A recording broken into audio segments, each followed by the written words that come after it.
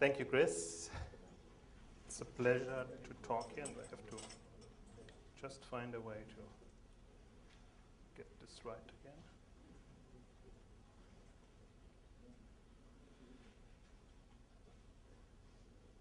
Yeah, thank you very much. It's a pleasure to have the chance to speak here at the Imagine conference. I want to talk about driving business innovation with Magento and have a little bit broader scope, new business models and new business opportunities. Maybe just a few words about my background. I'm a computer scientist, studied computer science, and worked very long for a home shopping channel in Germany called HSE24, similar to HSN Network or to QVC. And I'm a consultant and business analyst since 2001, especially in the e-commerce space. We do a conference as well, Live Shopping Days, every year, up to 400 people this year in March, where we only focus on new business models and new exciting e-commerce concepts. And yeah, Chris mentioned it already, Exciting Commerce is the blog that I do since 2005, and that's basically focused on new business models as well. I want to talk today about business model explosion in e-commerce, what happened in the last 10 years, what kind of new business models emerged, profitable new business models I have to stress, new business opportunities for e-commerce entrepreneurs. I will always focus more on entrepreneurs than on merchants, because I think there are two different disciplines, two different fields. There are some trends for merchants, we heard a lot of them, and there are some trends for entrepreneurs that really see the internet as a market and not only as a channel, and that's the difference I usually make. Business model innovation with Magento. Magento is a big means and helped a lot creating new innovative business models. I want to show some of the examples and what some of the companies are doing with Magento. And of course, the exciting future of e-commerce. So what will be next and what could be the direction of the market. 2010 was one big year for e-commerce, a breakthrough year, I would say. We had three important developments from my point of view. There was Groupon, a big new business model that took off and that really showed not only the retailers and the e-commerce businesses, but as well the web businesses, web tech scene, everyone, that e-commerce has potential and there are new ways and new models you can make profitable e-commerce business. The second big development, of course, Facebook, social plugins. We heard already yesterday a lot of these new tools, especially the like button and everything else. I think of it as the third wave in social commerce. Social commerce started in 2005, 2006. I've been blogging about social commerce since 2006 when the first business models emerged in the market. Then 2007, Facebook came with Facebook apps, the social applications and e-commerce applications, and now we have the chance to bring it from Facebook to the web, and there are a whole lot of new business opportunities. And the third development, of course, is the iPad, which I view as a visual tool for new user experience and new experience, especially in the e-commerce field. Not only an old tool, but more as the user experience parts. I think the more interesting from a business model perspective. Yeah, what we've seen, about 90% of the market is focused on the storefront, shops, catalogs, and nobody seems to see what happens around these business models. There have been dozens of new business models that emerged in the last 10 years, from Woot, One Day, One Deal. Won't be able to talk about shopping plus private retail later a little bit. Groupon, I already mentioned it. MyFab in the furniture business, group buying in the furniture industry, QVC as e-commerce or electronic commerce on television, which I would see as part of the electronic commerce segment. Threadless. I will talk about lockers, which is a fantastic new e-commerce model. Swoopy, penny auctions, Ubit, for your products. My Muesli, which is mass customization in the food industry, which is very successful, especially in the European market. Etsy as social commerce, and Rebuy as a model for trade-ins. This is only a dozen, 12 business models. There are dozens of them, so I just put them to show that there are much more opportunities than just set up a store and be successful with the store.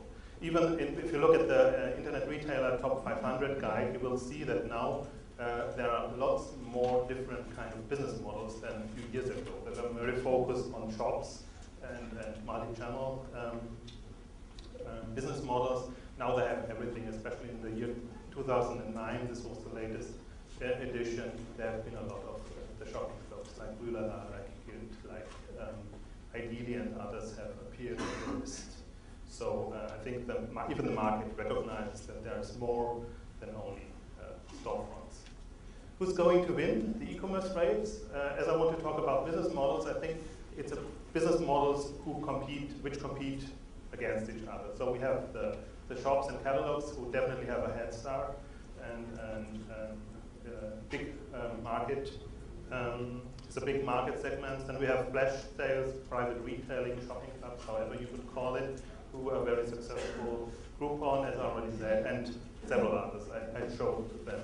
I just want to make this list to show more or less the pro and contra.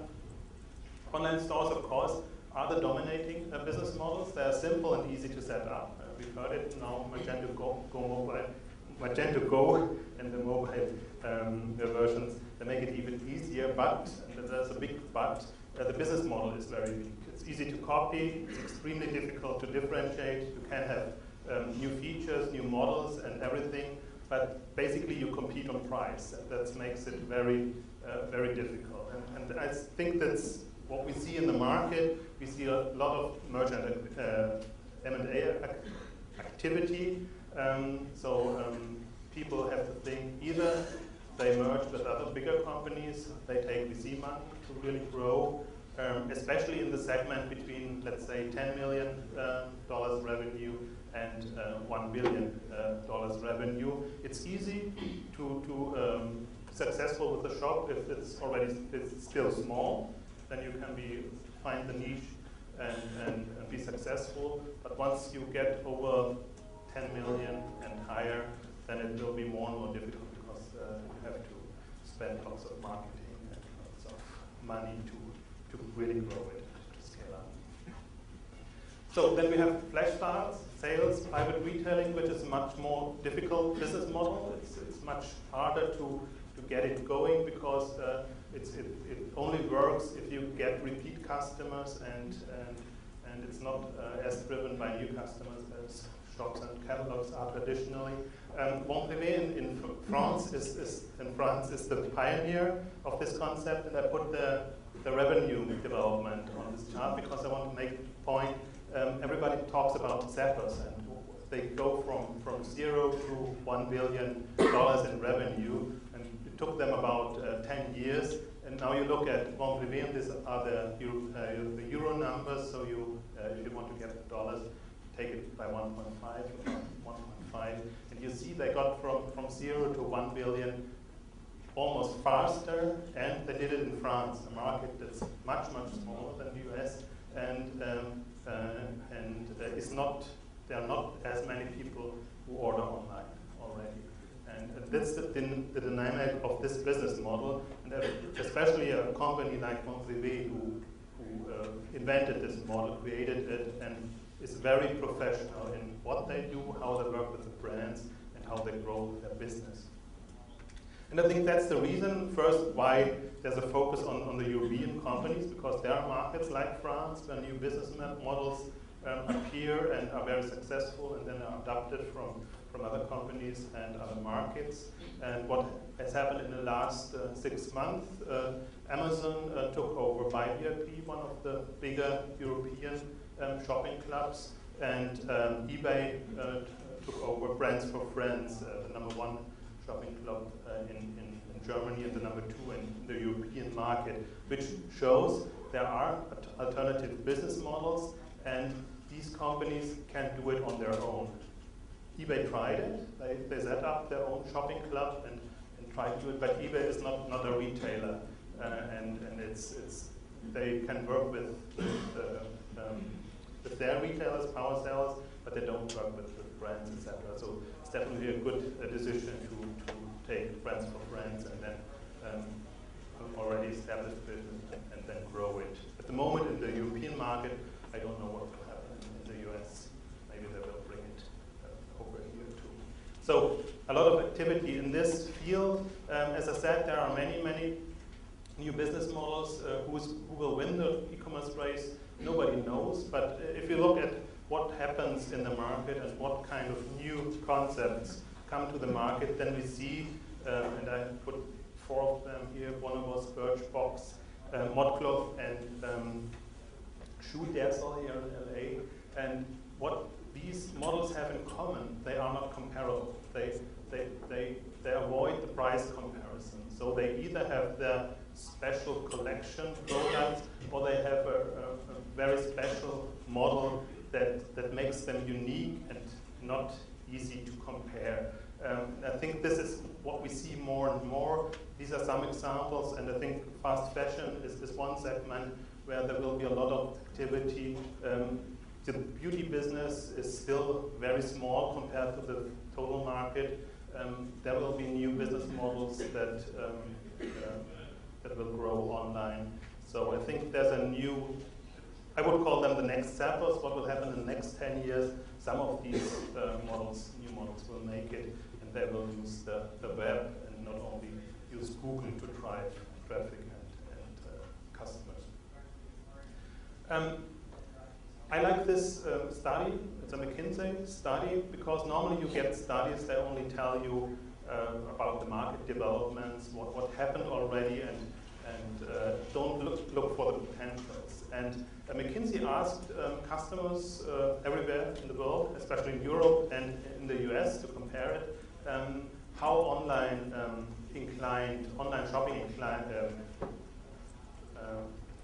if they want to shop online or don't want to. And here you see, especially for the US market, first of all, there are 2 online segments that they look at. There are the time-pressed optimizer and the 24-hour fashion lover. So some have to find their products very fast and then check out, and they are happy. The other ones, they really want to browse and want to have and love shopping, and they want to do it 24 hours. So there are these 2 segments, and at the moment, most of the business models, they're focused only on one segment, time-pressed optimizer. Go on the web, find it easy, check out, and then be happy. The other segment, there are not many concepts. Amazon a little bit, where you can browse and enjoy yourself by looking at reviews or whatever. There are new concepts like Polybor or Etsy that do it a little bit in the social shopping space, but it's not dominating is the other segment. And as you see, especially in the US market, there are more customers the percentage of the population that says we love shopping and we want to shop 24 hours per day online. It's a much bigger segment even in the US, or especially in the US, than in other countries.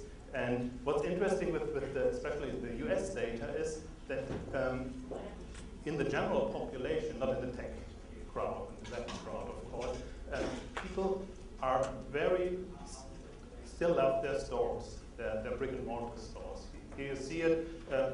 They want to go to the stores, or there are anxious store shoppers. They want to check the products in the store. They don't trust the retailers that send their products. And then there's the reluctant shopper. So there's more than 50% of the market that's not available for online businesses. And normally you don't recognize it because the US market is so big that whatever you do online, you will be successful, you will grow, and it's easy to get to the $1 billion revenues. But if you look at the market, then you see that probably the US is not the best place for online in the future. That's too hard But compared to other countries, there are countries where people are much easier to motivate to order online.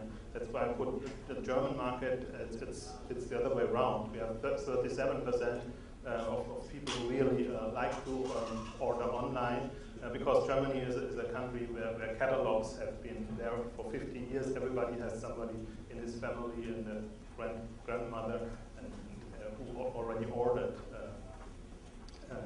per catalog. So it's very, very common. And you see, if you look at different countries, it's totally different. And there are some countries who prefer, there's a time press optimizer, the biggest category. Some countries, there's the 24-hour fashion lover. And especially you see, and I want to stress this, France, you see that the amount of people, the percentage of people who really want to order online is 60%, 16% is very limited. But on the other hand, you have this category of this price-oriented bargain hunter. And that may be a reason why, especially private retailing and shopping clothes may be so hugely popular in France. Also, that don't follow the rules, so it's a very hard business to establish. And I think that's why there will be new business models that come from even the smaller countries. There are some successful concepts even in Australia or in the Netherlands, where the population is very, compared to the United States or Germany, there are very few people. So I think we will see some new business models out of these countries too. Where are the opportunities for e-commerce entrepreneurs, especially now that we have the social web from search to social? I think there are three important dimensions that you can look at. You have the online storefront. Of course, you always need a checkout, and you need your product catalog. Then you have, as you mentioned, then where a lot of innovation is happening. The visual shopping dimension. So, of course, the easiest part is good pictures, good photos, but then you have video, then you have augmented reality, and then you have all these different applications in the visual space. Then, of course, you have the social shopping space which started with reviews, and then there was the social media part, and then you have social applications in Facebook, and now you go to Facebook. So there's a whole new world that's happening there, and you can decide which way you want to go. And from my point of view, there's a third dimension. Normally, it's in the US it's mixed. You put them all into one bucket, but I would separate them. It's called live shopping. So everything that is impulse driven, what Guild and the private retailing sites do, what Woot with one day one deal do. So live in the sense of real time. So the people really have to be there when the product is offered. This is another dimension where it started. Of course, every retailer works with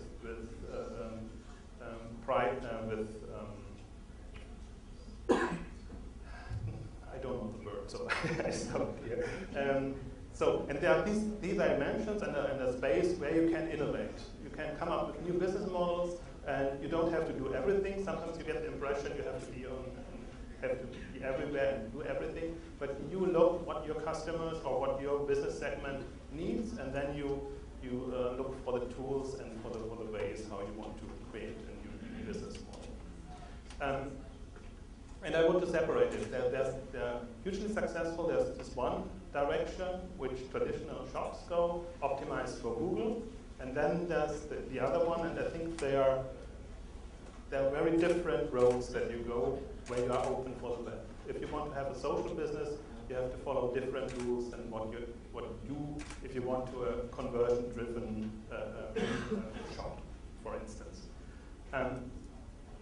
In the second part, I want to talk a little about how Magento drives innovation, what Magento offers, and how people experiment with Magento and come up with new business models.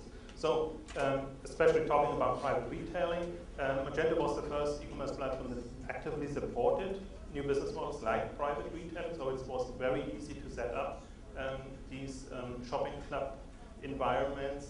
And of course, the second point, extensions make it very easy to change, adapt, replace features, modules, or whatever you want, which is a new dimension in e-commerce platforms that make it even easier for innovation drivers to come up with new things. So that's why you see a lot of these private retailing sites and shopping clubs, and 9 out of 10, I would guess, are based on Magento, because Magento is more or less the only platform who offers it out of the box. One of the most successful is Sulini.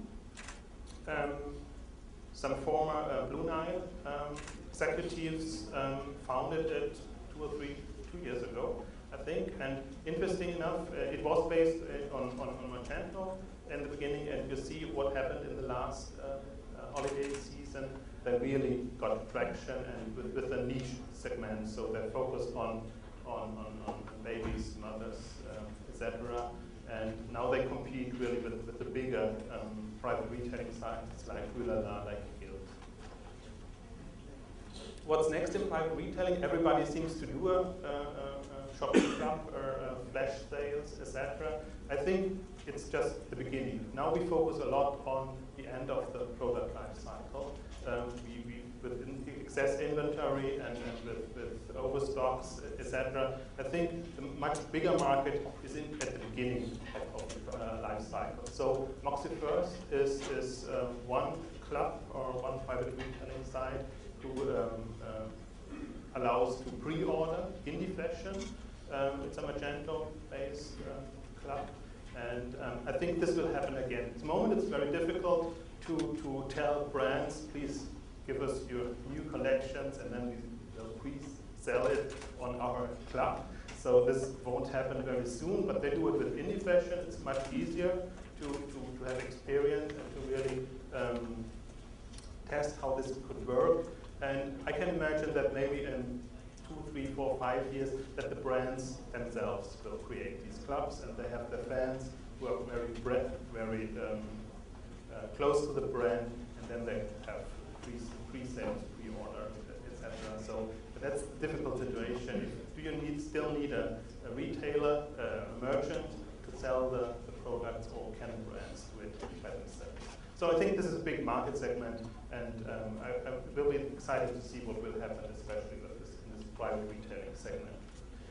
Another direction, of course, Groupon has created a lot of excitement everywhere around the globe, and there are a lot of sites and businesses that copy Groupon, and there are extensions for Magento, and some people use the community edition to create similar sites. GoNebbit is one example, and it's not only that they create one site, but they use really Magento as a platform, and they create networks of sites. You see, Rebate Networks is a global network of Groupon-like sites, like Daily Deal, like several others. They put on their website, they put small hints where they are already, and they create different kinds of sites this way. One example, and I want to bring, it's not only about the big trends and the new Groupon, private retail, etc. There are some small new businesses that use Magento to create different user experience, different environment. Charles and Marie is one example. It's based in the US and in Germany, and they have created a site with a different kind of navigation. They focus, of course, on design products, and maybe this is a good way to show that you can create a different kind of user experience. And they have very limited number of items, 300 items, so they can have different kind of navigation, and they don't have only the catalog and the search functionality, but they can present it this way. It almost looks iPad-like, but it's still a website. I can imagine, especially on the iPad, there will be new ways you navigate and create user experience. And then they have the data offers too, in a different kind of way. And they do it. This is the calendar where you can see what item was on sale for a special price during the last And interesting enough, this team who created Charles and Marie, they used Magento to come up with other business models. And one of them is XXL Commerce. It's basically a network of shopping stores. So they use special niches and create shopping clubs with one user sign-in and one shopping cart, which makes it easier to switch. At the moment, there's only Snappy Tuna online, but I hope they will bring online the other shopping clubs to golf, outdoor, etc. Then there are companies who really test new business models or copy new business models either way. Rocket Internet is one of the big incubators in Europe, and they do a lot of, Zalando is more or less like Zappos for the European market. They launched it on Magento. 7 Brands is more or less like ASOS, or like it's a big European fashion retailer. And they use Magento to start the business, to grow, to scale, and then decide what they do next. Especially multi-store strategies, you see very often, because Magento, of course, provides this functionality. And this is another example of Rocket Internet, similar to what CSN stores does in the US. They do in Europe with e-commerce. So they have lots of different sites, multi-store sites where they cover the furniture market. And the last or one segment I want to talk about is e-commerce versus entertainment, or how can e-commerce be more entertaining? And one good example is Lockers. I'm not sure if you're familiar with this. It's a company that Liberty Media started 2 years ago, and it's a mixture between shopping, entertainment, social environment, and a loyalty program. So they work a lot with points. They call it PTZ, and people can collect them, and they can redeem them, and they can do a lot of things on the platform. So it's a closed environment. You have to log in. You have to be invited to be on this platform. And once you log in, you see they have their social network, Friends with Benefits, that they launched a couple of months ago. And with them, you can connect, and maybe you can read it. So their claim is play, shop, and connect. Some impressions from this side. So this is basically the shopping environment, and you can watch films, you can collect points, then you can redeem them and buy products with them. So you can do lots of things on the side. They don't do everything perfect, I have to say. So some would consider it spamming what they do if people have to invite other people so that they can earn points. But the general concept is, I think, it's the next dimension of what you can expect from e-commerce side, more entertaining e-commerce sites. They, of course, have the deal of the day, but the more interesting claim, I think, is something different every day. That's what's happening. So you really work come up with a kind of program for your users, for your customers, and so they have daily deals, and they have almost everything is sold in limited amounts and in a certain amount of time, so that people really have the site is really impulse-driven. People have the pressure to either buy or buy not, but they have to decide very fast. Now, recently they launched a kind of auction marketplace with the difference that you bid with your points. So everything is based on this points system, which is their kind of currency that they use in this environment. And then again, they are creating activity, they are creating attention for their platform, and they're making it more and more attractive in this space. And interesting with Lockers is they started very simple. At the beginning, it was nothing. You just had to be invited, but once you were invited, there was nothing. You just could collect points, look at some videos. Then they launched the shop, then you could shop, then the social network Friends with Benefits, now this auction platform, and it will be interesting to see what will happen, what kind of new offerings they will have over time. It's still a very young company, but what they definitely want to be is the Facebook of shopping, so a social network entertainment platform based on shopping activities. This is an example, and they can create, and they use Magento for their shop, or store, you wouldn't call it, but where you can shop. And you see they have different new features where you can work with your points. So you have collected a certain amount of points, then you can have a slider where you can put in your points, or you don't have to pay for shipping if you put in the points. And there's a lot of, I think it's one of the most innovative concepts at the moment. You can learn a lot from them. You don't have to copy it, but I think that you get a lot of inspiration out of this kind of concept. If you want to know more or read more about especially new business models, and I think there's endless opportunities in creating new business models. I can recommend this book, Business Model Journal. It's still pretty new. I don't earn.